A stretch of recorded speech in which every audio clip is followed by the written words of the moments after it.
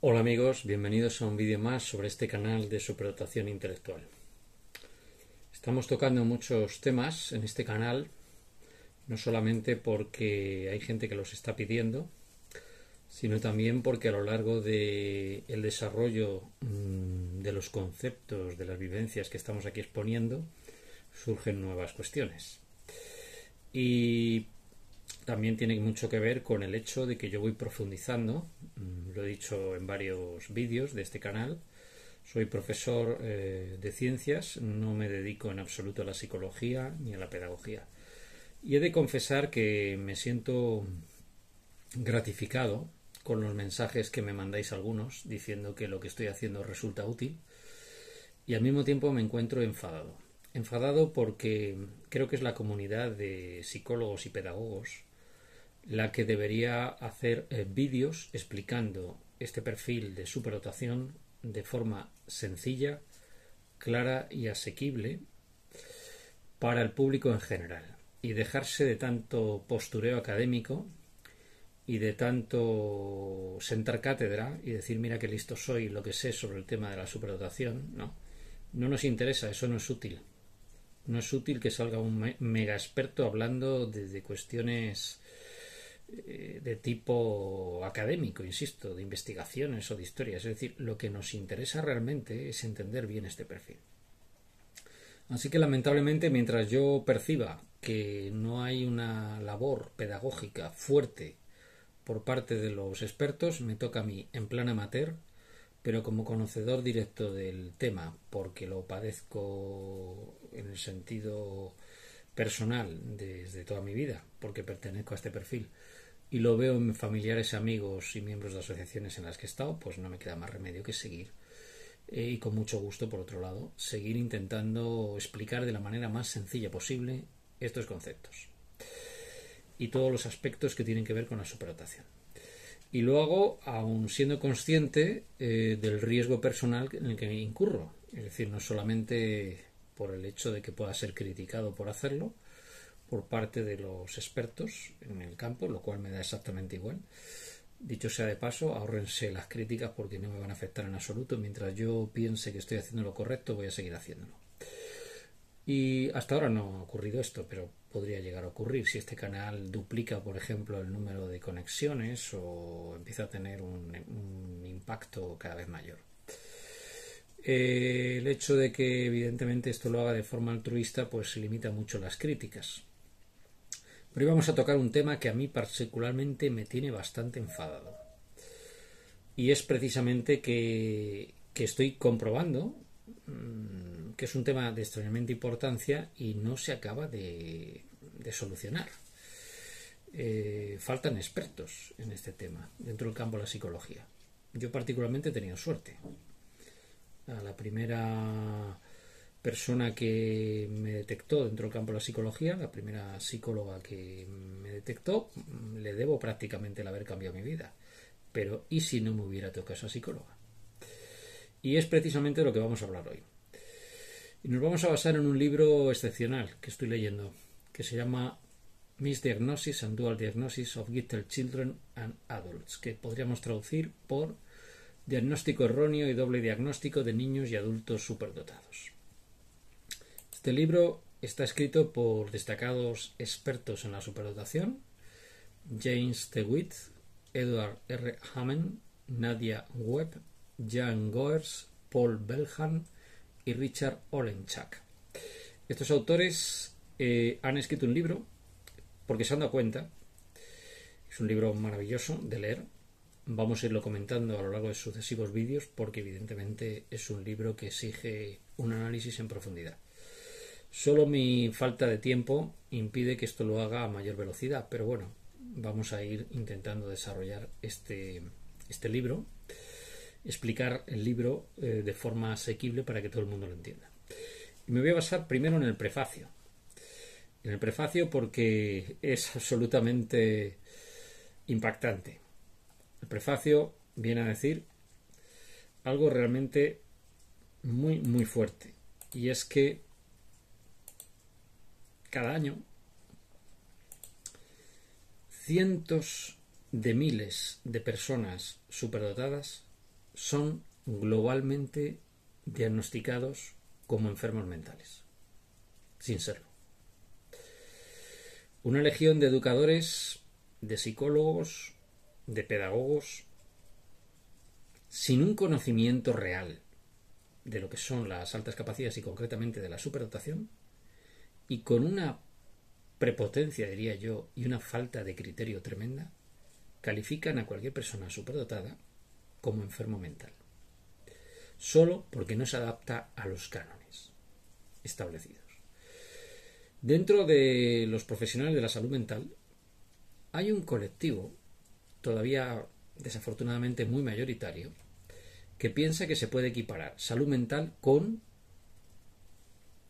normalidad, con frecuencia. Es decir, es sano mentalmente el que hace las cosas como todo el mundo. Si eso es así, explíquenme por qué el ser humano es la única especie animal que masacra a millones de individuos de su propia especie. Eso es salud mental. Y lo hace a lo largo del globo terráqueo. Cientos de países lo han hecho a lo largo de su historia. Si recogemos las víctimas de guerras mundiales, solamente en el siglo XX son muchos millones de personas. Podemos decir que estaban sanos los integrantes de la Alemania nazi porque eran mayoría. Podemos decir que en la época de Stalin, en la que se masacró, pues no sé si fueron 12 millones de rusos a los que se obligó a morir de hambre, estaban en lo cierto por ser mayoría. Es decir, el argumento no se sostiene, indudablemente. La salud mental no tiene que ver con el hecho de que hay una mayoría que se comporte de cierta forma. Por tanto, como los superdotados estamos en minoría y somos personas singulares, pues resulta que estos autores de este libro, que llevan la friolera de 30 años investigando en este tema, se han dado cuenta, se han llevado las manos a la cabeza, diciendo que esta situación hay que cambiarla. Que muchos de los superdotados desde pequeñitos son medicados. Ahí está el famoso TDAH, trastorno de déficit de atención con hiperactividad.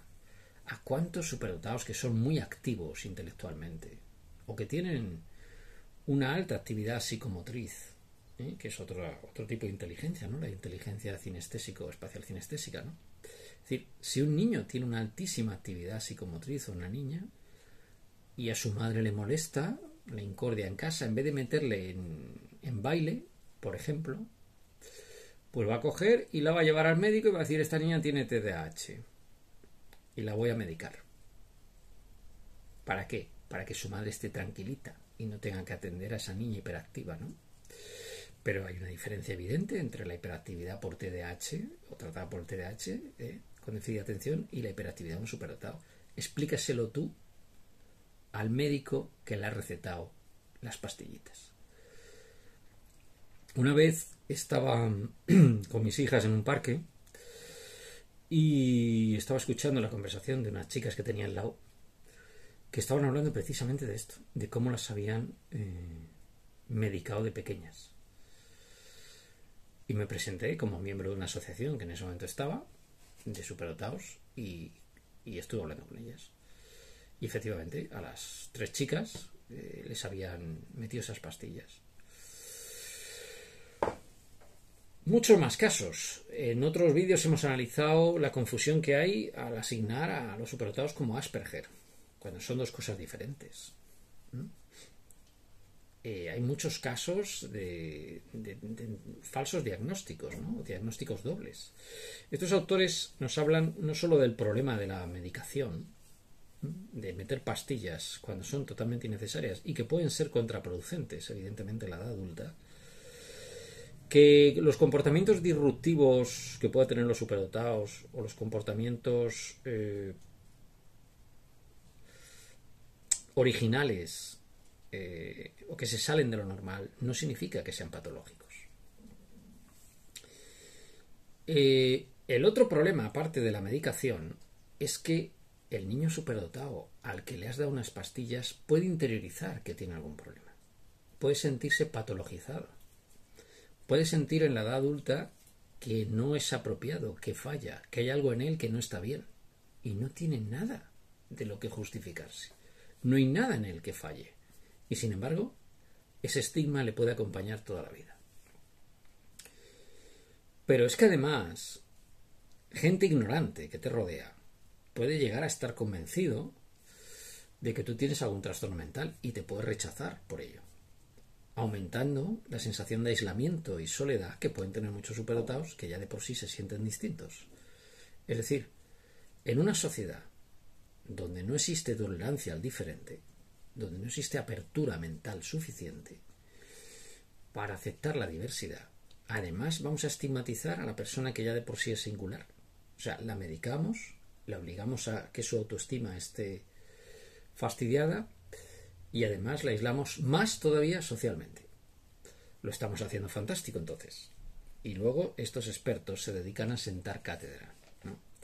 Y tienen blogs y canales de difusión y les sigue una legión de aduladores mostrando que no saben de lo que están hablando, aunque lleven 40 años de ejercicio profesional, porque no entienden la superdotación. No la entienden porque no son superdotados. Ya lo hemos hablado. Pero hay otro problema fuertísimo que tratan en este libro estos autores. Y es cuando realmente sí que hay un trastorno. Sí que hay un trastorno de algún tipo y la superdotación lo encubre. Es el típico caso de los niños que tienen dislexia y son superdotados y pueden llegar a tapar esa dislexia que no sea detectada y pasa desapercibida y no se trata. Conozco casos de este tema, además casos muy cercanos en mi propia familia. Y esto puede motivar que ese niño que sea muy bueno en matemáticas, por ejemplo, resulta que si le pones una función, una ecuación, y le pones que tenga que despejar en el denominador, en un quebrado, ¿no?, de ecuaciones, resulta que el niño no puede espacialmente mover la incógnita desde el denominador al numerador del otro lado porque su dislexia le hace funcionar de otra manera. Y resulta que ese niño tiene un pensamiento matemático muy elaborado, pero ciertas operaciones matemáticas le pueden resultar difíciles. Y el profesor piensa que tiene un retraso en matemáticas. Y le hace creer a ese niño o a esa niña que no es bueno en matemáticas, cuando es justo lo contrario. Conozco casos muy cercanos en mi propia familia, insisto, de personas que creían que eran malas en matemáticas. Y las pruebas de inteligencia han revelado, concretamente el test WISE, ha revelado que tienen un percentil 99,9 en inteligencia lógico-matemática. Y conozco otro caso en mi familia de una persona que había interiorizado completamente que tenía algún problema en relaciones personales porque no entendía las emociones ajenas. Y resulta que era lo contrario. Tiene tal capacidad para percibir las emociones de los demás, es tan empático que se bloquea. Por tanto, yo agradecería a todos los psicólogos y pedagogos y pido públicamente a todas las personas que siguen este canal que la próxima vez que algún experto os diga que tenéis alguna patología, pidáis una segunda y una tercera y una cuarta y una quinta opinión, porque es posible que tengáis la suerte que deis con alguno que realmente entienda de lo que está hablando. Y esto es como para enfadarse, porque estamos hablando de miles y miles de personas todos los años en todos los países. Por tanto, esto es una auténtica tragedia.